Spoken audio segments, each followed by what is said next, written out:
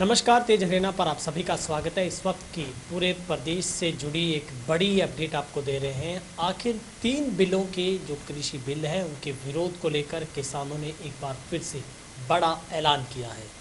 दरअसल 24 किसान संगठनों ने मिलकर एक मंच के ऊपर रणनीति तैयार की है और देश भर में 3 नवंबर को अब हाईवे फिर से जाम किए जाएंगे, जहां पर कुरुक्षेत्र में देश भर के संगठनों की बैठक में अहम फैसला लिया गया है और आज इसकी रणनीति को लेकर एक बैठक पंजाब में भी चल रही है। अब कृषि बिलों का विरोध लगातार किसान कर रहे थे, अब उसको और तेज़ी के साथ आगे बढ़ाया जाएगा ताकि सरकार के ऊपर एक दबाव है वो बनाया जा सके। केंद्र सरकार द्वारा पारित 3 कृषि बिलों के खिलाफ अब किसान लामबंद फिर से होने लगे हैं और संगठन भी इन बिलों के खिलाफ अब तमाम जो संगठन, चाहे व्यापारी हो चाहे मजदूर हो, वो 7 किसानों के आ गए हैं। अब देश भर में आंदोलन को फैलाने की तैयारी हो रही है और यही नहीं, 3 नवंबर को अब देश भर में हाईवे जाम करने का ऐलान किया गया है, जो कि तमाम संगठनों की एक बैठक हुई, उसके अंदर ये निर्णय लिया गया। वहीं पर आज पंजाब में इसकी मीटिंग है जिसमें आंदोलन की रूपरेखा भी तैयार की जाएगी और महत्वपूर्ण इसलिए है कि इसमें 24 किसान संगठनों ने पहले हिस्सा लिया। उसके बाद ये पूरी रणनीति बनी थी कि आखिर किस तरीके से 4 नवंबर का दिन चुना जाए और उस दिन पूरे देश के हाईवे को एक साथ पहले की प्लानिंग की तरह, जो पहले जिस तरीके से हुआ था ठीक उसी तरीके से इस प्लानिंग को आगे बढ़ाया जाएगा और पूरे देश के जो हाईवे हैं उनको जाम है वो रखा जाएगा, जिसका टाइम है वो सुबह 10 बजे से शाम के 4 बजे तक का निर्धारित किया गया है। अब इस आंदोलन के अंदर श्रोमणी अकाली दल जो पंजाब की पार्टी है उसका भी साथ है वो इस तमाम संगठनों को मिला है, जिसमें जो शीएद के प्रदेशाध्यक्ष हैं सरजीत, उन्होंने ये स्पष्ट किया अपने पदाधिकारियों के साथ, वो वहाँ पर पहुँचे थे और इन्हीं एग्रीकल्चर अध्यादेशों के खिलाफ जो एक शीयत की जो भागीदारी का ऐलान है वो किया गया है। साथ में समर्थन जताने के लिए बाकायदा जो भाकियू को पत्र भी एक है वो सौंपा गया है। इस बैठक में भाकियू से गुरनाम सिंह चंडोनी, संत गोपाल दास, ग्रामीण किसान मजदूर समिति के संयोजक रणजीत सिंह राजू सहित पूरे 24 किसानों के संगठन थे। उनकी तरफ से ये बहुत ही अहम फैसला है वो लिया गया है। तो इस वक्त की एक बड़ी अपडेट हम आपको ये दे रहे हैं कि अब देश के 24 बड़े किसान संगठनों ने देश की सरकार को घेरने के लिए 4 नवंबर का दिन तय किया है।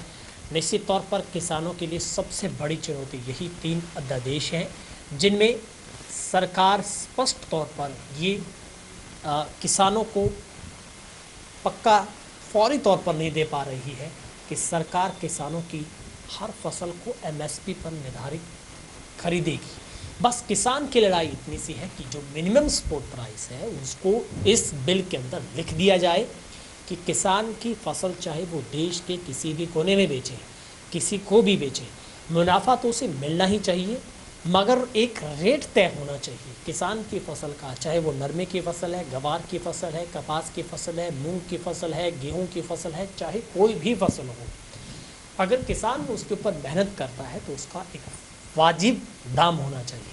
आप छोटा सा उदाहरण लीजिए, आप 5 रुपये की चिप्स का पैकेट ले लीजिए, कुरकुरे का पैकेट ले लीजिए या फिर पार्ले जी का बिस्कुट ले लीजिए, उसका रेट तय है। देश के किसी भी कोने में आप खरीदेंगे आपको एक ही दाम पर मिलेगा। बस यही किसान चाह रहा है, उसकी फसल का सर आप साफ रेट तय कर दीजिए। मान लीजिए नरमे का भाव आपने 7,000 रुपये एमएसपी पर रखा है, तो फिर ये क्यों होता है कि प्राइवेट लोग हैं वो उसी नरमे को 5200, 5100, 5000 या फिर 5300 के आसपास खरीदते हैं, फिर उसी नरमे को आगे जाकर उसी भाव में बेचा जाता है जो सरकार तय करती। सीधे तौर पर उन्हीं प्राइवेट एजेंसियों से पहले खरीद करवाई जाती है, फिर सरकार उन्हीं एजेंसियों को प्रॉफिट देते हुए इसे सरकारी रेट पर तय करके उसे खरीद लेती है। बस किसान की यही लड़ाई, इसको सिंपल तरीके से समझने की आवश्यकता है। तो बड़ी खबर है कि कृषि बिलों पर जो विरोध है वो तेज होगा और अब ऐसे में सरकार पर दबाव बनना तय है। निश्चित तौर पर हरियाणा में लगातार जो किसान है वो जेजेपी पार्टी को इस बात के लिए दबाव में लेकर आ रहे हैं कि वो अगर किसानों के अपने आप को हितैषी मानती है तो उनको भी इस्तीफा देकर किसानों के साथ लाइन में आ जाना चाहिए।